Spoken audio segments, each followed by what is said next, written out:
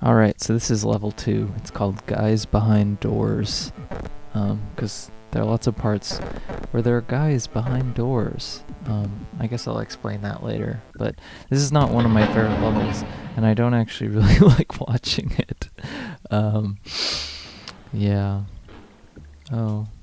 Yeah, you can strafe in this game. Huh. My control setup is really messed up because I have a laptop, and all the keys are squashed. Like, I was used to playing it in a different keyboard, because you can't do the WASD mouse configuration in this game. This was pre that. I mean, I'm sure there are source ports and stuff where you can do that, but Wolfenstein doesn't have a huge following. There's sort of a following. There are actually a couple of editors that have appeared more recently that are not super buggy like Flow Edit. One of them's called WDC, and the other one is called Chaos Edit. And Chaos Edit actually has a 3D mode.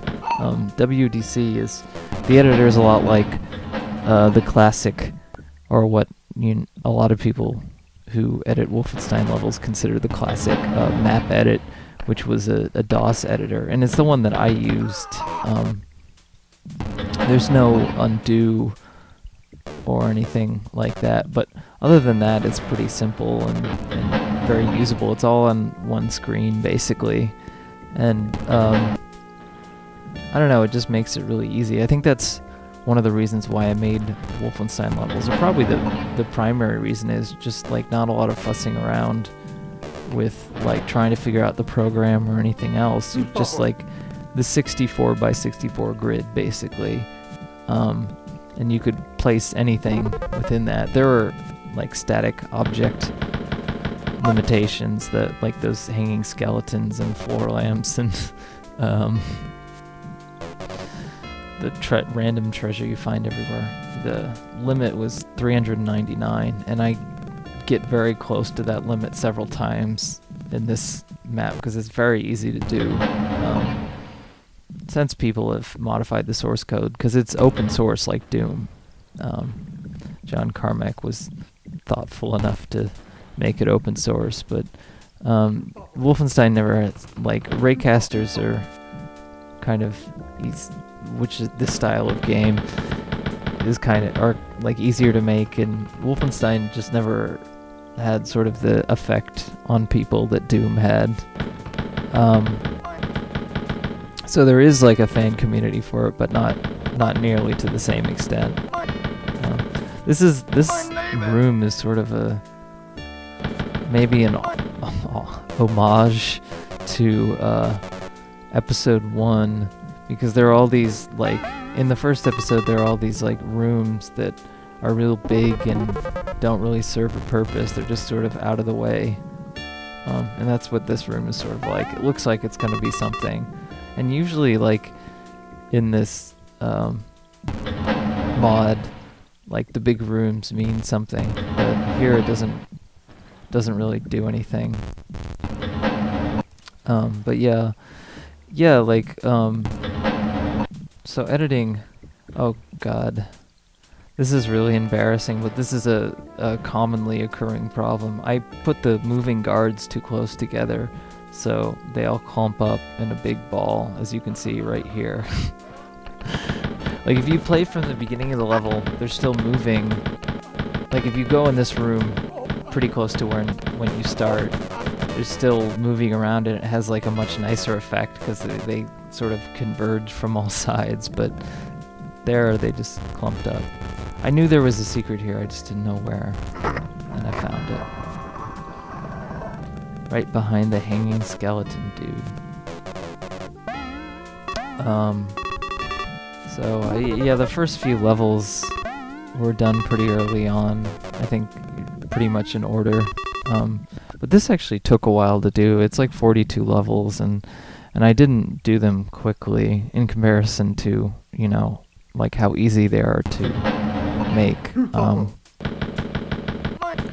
But the thing about Wolfenstein levels that I've always thought, and maybe other people don't agree with me on this, is that you know, they might be easy to make, but you actually have to have some sort of imagination to, you know, make rooms that are interesting and flow well and sort of have a theme. Slow. And I don't know, you can tell by a lot of Wolfenstein mods because they're just really boring. Like, there's a lot of stuff that's just, oh, this is the key room. You can bypass this guard by hitting that secret door there. How you would know that, I don't know. But I'm going to go and stab him anyway. Oops. So that's the guys behind doors theme. Like, you shoot one guy and then guys explode in another room and come pouring out. That's done by, there's this, the way that the guards are alerted is this thing called floor codes, which you have to lay down on in each room. So like, if you put the same floor code for 2 rooms, the guards will be alerted no matter, you know, whichever room they're in, as long as you shoot. So that's how you make guards alerted, like in other rooms when you shoot in one room. It's really easy to do. It's kind of a basic feature of Wolfenstein. And it probably is like remnants of when it was more of a stealth game. Because there's some of that, but it's really basically just an action game. There's some degree of sneaking around, but this is like a mazy. This is the first key area, I guess. By the way, some of those graphics were actually imported from Toten Graber, which I was talking about before. I was actually a fan of it earlier on, but I kind of grew tired of it. It felt like kind of samey or something. Like, he was Brian Rowan is the guy who did it, and I really liked his earlier add-on that he made in, like, you know, it's like 96 or 97. It was called Conflict in the Fatherland, and I also stole sprites from that. The guards with their armbands and extra blood are from that.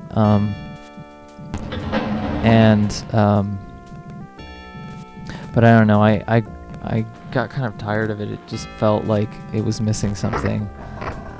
Maybe like it was, you know, trying to be sort of professional, but it was kind of lacking in the whimsical, like, cartoony goofiness and this sort of strange surrealness of the original game. And I think that's the reason why I like the original game so much. Oh crap, that's my first, like, encounter with fate. Then in the next map I totally get owned. I put a lot of health in this map, actually. There were like a lot of medkits and stuff earlier. In comparison to the next map, which is, well, you'll see. Yeah, I don't know what else to say about this map. But I really enjoyed Wolfenstein editing. It was the thing that was hard to get, like, other people to take seriously at the time. Because, you know, it wasn't cool. It wasn't cool then, and it's not cool now. Like, Doom editing, like, you can do lots of crazy architectural things, but this, you have a 64 by 64 square, and you're just putting little points in there, like each unit. And you have a limited number of units, obviously, so you have to work within that. But it's very easy, you know. And in map edit, it's all on the same screen, so it's pretty much. Ooh, this is a shortcut back. I know this because I made the level. But I don't know. Well, like I said before, I think it requires imagination. And, there are a lot of things in this particular mod that reference the original levels, which is not a thing that I'm into anymore. There are a lot of Doom mods that, like, have level design that's specifically inspired by the original levels, like Doom levels. There's one called Doom the Way It Did. And those are, like, kind of interesting, but also, I don't know, I'm just not into the whole, like, re-exploring nostalgia thing anymore, at least. Oh my god. Okay. My computer just decided to lock up on me. I probably need to change the settings. Okay. So yeah, I got a secret there. Or no. Have I? Yes. Okay, there we go. That's where it is. I'm terrible at remembering the secrets. It's very cryptic how secrets are framed in the original Wolfenstein. They did a much better job than Doom, but I think I sort of followed that because I felt like I had to. Okay, stay tuned.